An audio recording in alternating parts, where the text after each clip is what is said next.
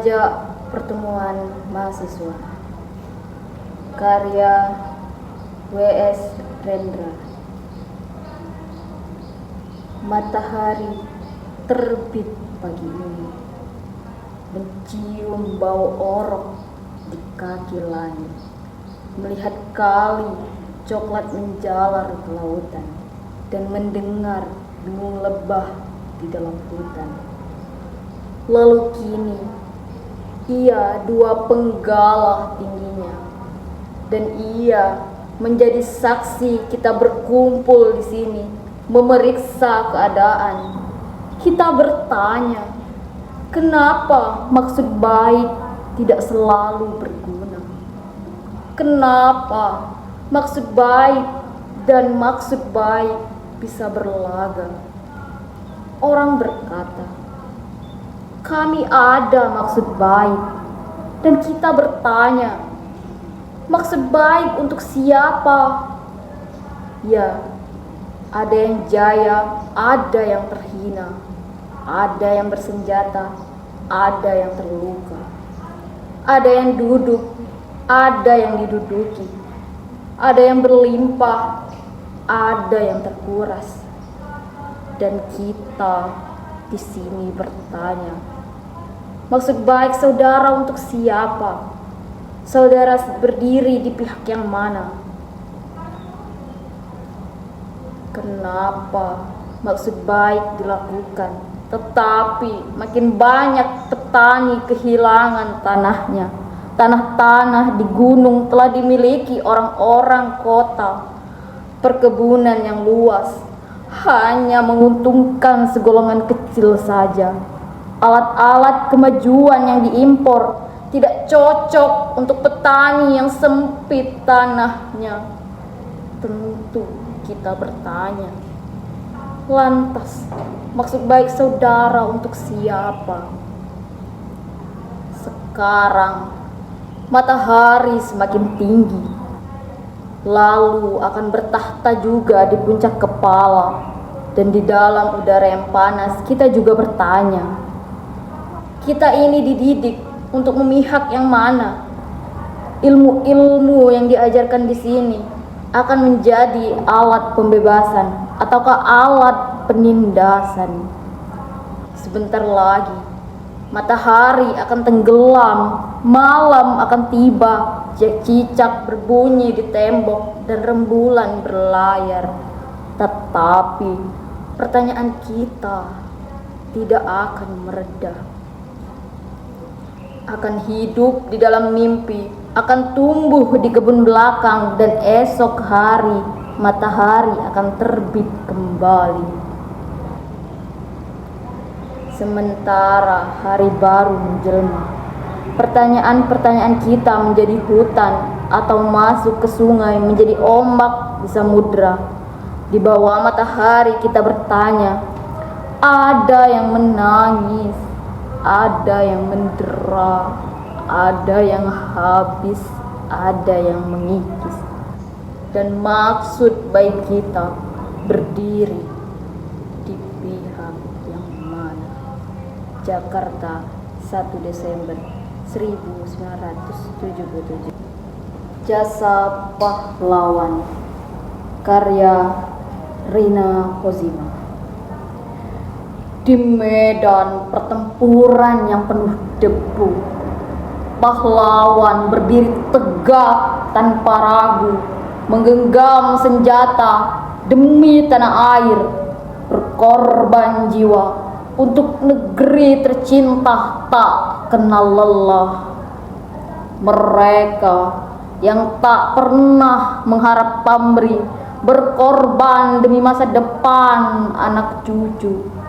Sang merah putih berkibar tinggi sebagai saksi perjuangan yang tak pernah mati. Dengan darah yang tumpah, tanah ini tetap berdiri. Semangat pahlawan tak pernah luntur, takkan pudar. Dari sejarah kita belajar arti pengorbanan.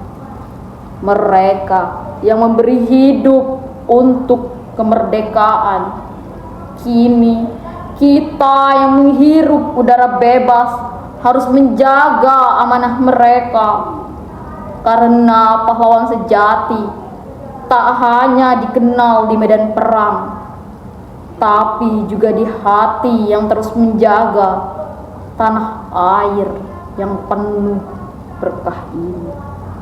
Pahlawan adalah jiwa yang hidup selamanya.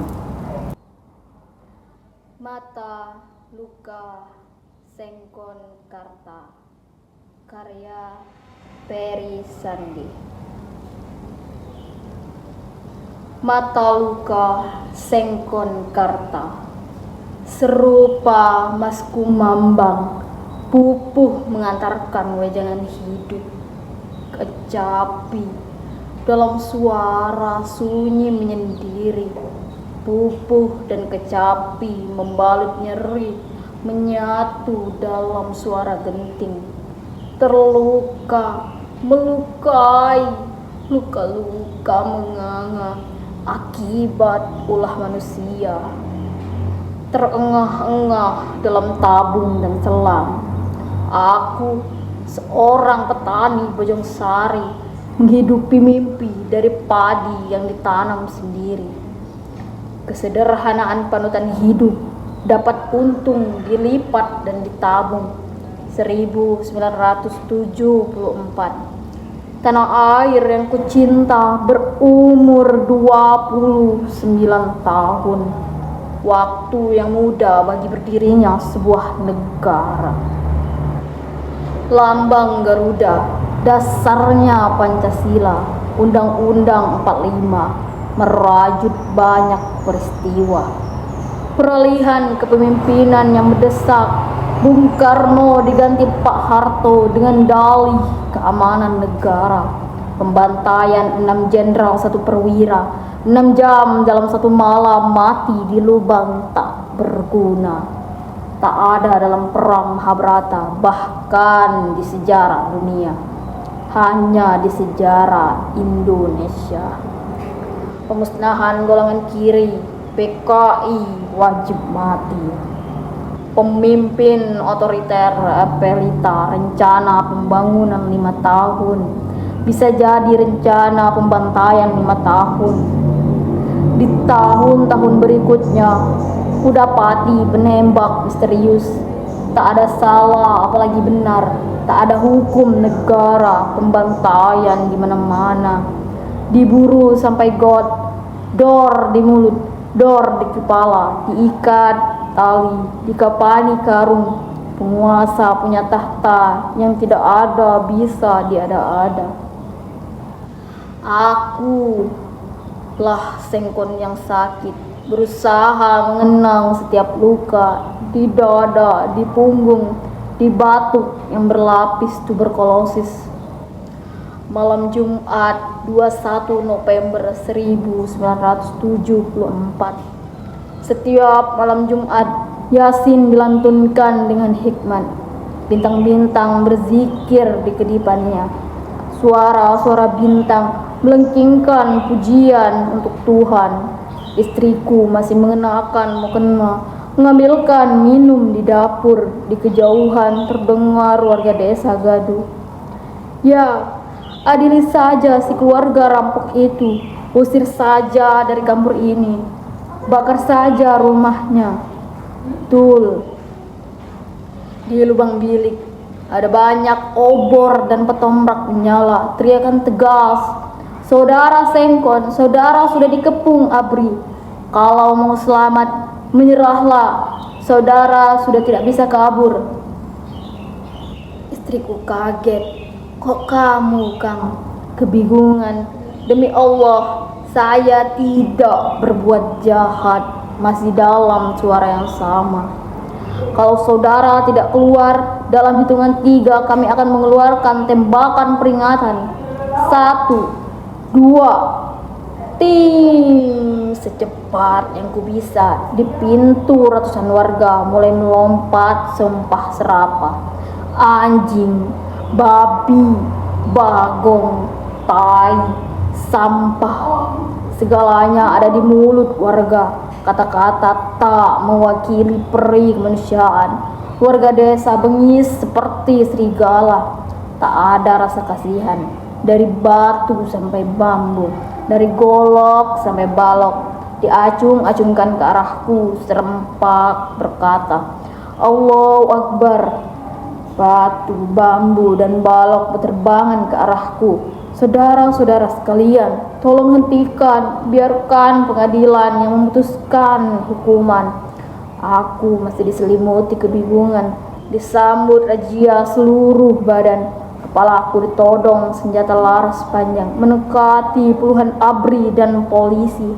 Ya, gantung saja, dasar orang tak tahu diri, sampah masyarakat, anjing, goblok, dulur aing peh gara-gara sia anjing. Duk, dak, aku dikerumuni pukulan warga. ABRI dan polisi ikut-ikutan menendang. Dor, suara tembakan di langit terdengar sayup.